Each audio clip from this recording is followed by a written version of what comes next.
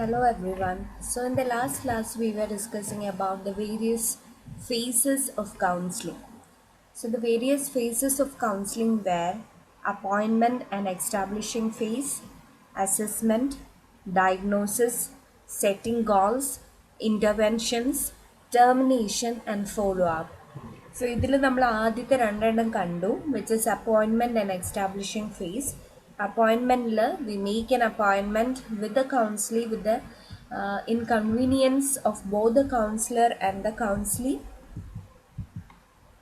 Assessment we will try to collect the data for analysis, clarify the expectations, try to identify the problems, ventilate feelings, and the counselor tries to clearly define the problem of the counseling. Coming to the next phase, which is diagnosis. So in diagnosis, the counselor diagnoses the problems of the student and decides the area of the interventions. So ആദ്യത്തെ assessment പാർട്ടിൽ നിന്നും നമ്മൾ കേട്ട ആ ഒരു problem ventilation of feelings അതിൽ നിന്നൊക്കെ inference draw ചെയ്ത് എന്താണ് ആക്ച്വലായിട്ട് ഈ കുട്ടിക്കുള്ള പ്രോബ്ലം എന്ന് കൗൺസിലർ കണ്ടുപിടിച്ച് ആ ഒരു പ്രോബ്ലത്തിനുള്ള ഇൻ്റർവെൻഷൻസ് ഡിസൈഡ് ചെയ്യുന്ന ഫേസാണ് തേർഡ് ഫേസായ diagnosis. Next phase is setting goals. In this phase, the counselor explains to the student what is possible, either setting goals which will provide directions to the counselee and the counselor. So problem കണ്ടുപിടിച്ച ശേഷം ആ ഒരു പ്രോബ്ലത്തിൽ എന്തൊക്കെ solutions ആണ് possible എന്ന് കുട്ടിക്ക് പറഞ്ഞു കൊടുക്കാനായിട്ടുള്ള സ്റ്റെപ്പാണ് സെറ്റിംഗ് ഗോൾസ്. സോ ഈ ഗോൾസ് സെറ്റ് ചെയ്യുന്നത് വഴി ഫെർദർ എങ്ങനെ മൂവ് ചെയ്യണം എന്നുള്ള ഡയറക്ഷൻ കൗൺസിലറിനും കൗൺസിലിക്കും കിട്ടും. Goals may be short term or long term. So problem അനുസരിച്ചായിരിക്കും, ചിലപ്പോൾ ഷോർട്ട് ടേം ഗോൾസ് ആവാം, ചിലപ്പോൾ ലോങ് ടേം ഗോൾസ് ആവാം.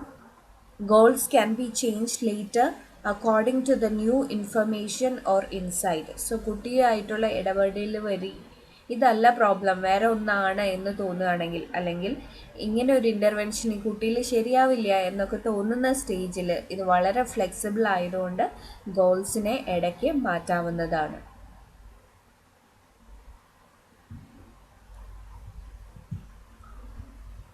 The next phase is intervention. In this phase, the counselor explains to the student how the goals can be achieved. The intervention employed will depend upon the technique used by the counselor, the problem and the student. So ഈ ഒരു ഫേസിൽ പേരിലുള്ള പോലെ തന്നെ ആ ഗോളിനെ എങ്ങനെ achieve ചെയ്യാം, ഇതിനു വേണ്ടിയിട്ട് എന്തൊക്കെയാണ് ചെയ്യേണ്ടത് എന്ന് കൗൺസിലർ എക്സ്പ്ലെയിൻ ചെയ്യുന്ന സ്റ്റേജാണ്. ഇവിടെ ഏത് തരത്തിലുള്ള ഇൻ്റർവെൻഷനാണ് യൂസ് ചെയ്യുന്നത് എന്ന്, കൗൺസിലിങ്ങിന് യൂസ് ചെയ്യുന്ന ടെക്നിക്, നമ്മളുടെ കുട്ടിയുടെ പ്രോബ്ലംസ് എന്തൊക്കെയാണ്, അതുപോലെ തന്നെ ആ കുട്ടിയെയും അപേക്ഷിച്ച് മാറിയെന്നിരിക്കാം.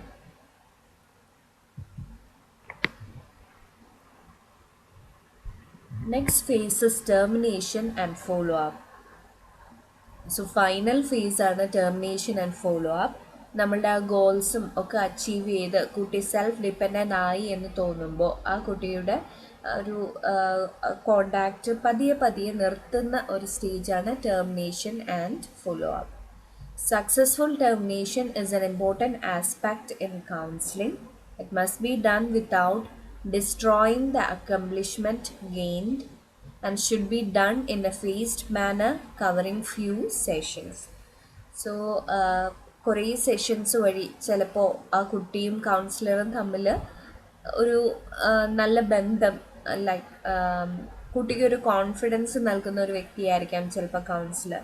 അപ്പോൾ കൗൺസിലർ ഉണ്ടെങ്കിലേ എനിക്കിതൊക്കെ ചെയ്യാൻ പറ്റൂ എന്നുള്ളൊരു ഫീല് കുട്ടിയിൽ വന്നെന്ന് വരാം. സോ അങ്ങനത്തെ സിറ്റുവേഷൻസിൽ ഒറ്റയടിക്ക് ഈ ഒരു സെഷൻസ് നിർത്തി കഴിയുമ്പോൾ the client will go back to the previous situation. ഇത് അവോയ്ഡ് ചെയ്യാനായിട്ട് ടെർമിനേഷൻ പതിയെ വേണം നടത്താനായിട്ട്, സീക്വൻസ്ഡ് മാനറിൽ വേണം നടത്താനായിട്ട്.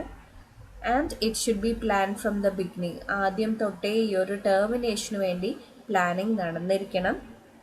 And it should be done in few sessions. ഒറ്റ സെഷനിൽ ഒറ്റയടിക്ക് നിർത്താതെ പതിയെ പതിയെ 1-2 സെഷൻസ് ആക്കി വേണം ഇത് നിർത്താനായിട്ട്. When it is done in a phased manner, this will prevent the development of a feeling of loss in the counseling. So പതിയെ നടത്തുമ്പോൾ ആ ഒരു പെട്ടെന്നുണ്ടാവുന്ന ലോസ് അല്ലെങ്കിൽ കൗൺസിലർ ഇല്ലാതെ പറ്റില്ല എന്ന് പറയുന്ന ആ ഒരു ഫീൽ അത് പതിയെ അതിൻ്റെ ഇൻറ്റൻസിറ്റി കുറയും. Follow up sessions if necessary should be carried out and it should be done only if necessary. So വളരെ ആവശ്യമാണെങ്കിൽ മാത്രമേ ഫോളോ അപ്പ് സെഷൻസ് നടത്താനായിട്ട് പാടുള്ളൂ. These are the different phases of counselling. ഒന്നുകൂടെ പറയാം ഏതൊക്കെയായിരുന്നു phases. Appointment and establishing phase, assessment, diagnosis, setting goals, intervention, termination and follow-up. Now let's see in general few points about the counseling interview. So whenever a counselor is conducting a session, the points that is to be remembered are: alter the physical environment of the room in which counseling takes place. Like കൗൺസിലിങ്ങിന് convenient ആയിട്ടുള്ള ഒരു രീതിയിൽ വേണം കൗൺസിലിങ്ങിൻ്റെ room ഒരുക്കാനായിട്ട്. So room ഒരുക്കുമ്പോൾ ശ്രദ്ധിക്കേണ്ട കാര്യങ്ങൾ ഇതൊക്കെയാണ്. അവോയ്ഡ് ടേപ്പിങ്സ് അല്ലെങ്കിൽ റെക്കോർഡിംഗ് ഒക്കെ ഒഴിവാക്കണം. It should be done only if the counselee allows. Wide table separating the parties. 2 പേർക്കും ഇടയിൽ ഒരു വൈഡ് ടേബിൾ ഉണ്ടായിരിക്കണം. Furniture with stresses hierarchical status will not be conducive. Like ഇപ്പോൾ കൗൺസിലറിന് ഇരിക്കാനുള്ള ചെയർ ഭയങ്കര ഹൈഫൈ കറങ്ങണ ചെയറും നമ്മളുടെ കൗൺസിലിക്ക് ഇരിക്കാനുള്ള ചെയർ സാധാരണ ഒരു പ്ലാസ്റ്റിക് ചെയറും ആണെങ്കിൽ ദാറ്റ് പ്രൊമോട്ട്സ് ഹൈറാർക്കി. അല്ല, ഞാൻ വലുത് നീ കുഞ്ഞത് എന്നുള്ളൊരു ഫീലാണ് അവിടെ നിന്ന് കിട്ടുക. അത് ഒഴിവാക്കണം. 2 പേർക്കും ഒരേ തരത്തിലുള്ള ഫർണിച്ചർ വേണം യൂസ് ചെയ്യാനായിട്ട്. So that there will be mutual trust and mutual respect. A couple of easy chairs should be used. So use ചെയ്യുമ്പോൾ ഈസി ചെയർസ് വേണം 2 പേർക്കും ഉപയോഗിക്കാനായിട്ട്. So that is about the physical environment. It should B altered. Avoid tape recordings. Wide tables should be used. Chairs that convey hierarchical status should be avoided, and easy chairs should be used. To establish trust and confidence, there should be openness from both the parties. So ഒരാൾ തന്നെ സംസാരിച്ച് ആളുടെ കാര്യങ്ങൾ മുഴുവൻ തുറന്നു പറയുകയല്ല ചെയ്യേണ്ടത്. ആ ഒരു കുട്ടി സംസാരിക്കണമെങ്കിൽ നമ്മൾ നമ്മളുടെ കാര്യം കൂടെ ഷെയർ ചെയ്യണം. അല്ലെങ്കിൽ we should be very open.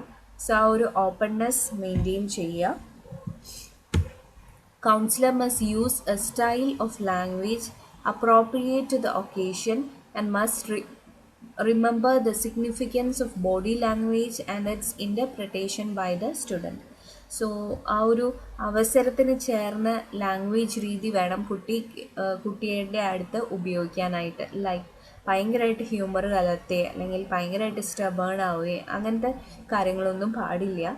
ഒരു മീഡിയം പേസിൽ നല്ലൊരു ലാംഗ്വേജ് വേണം ആ ഒരു കുട്ടിയുടെ അടുത്ത് ഉപയോഗിക്കാനായിട്ട്.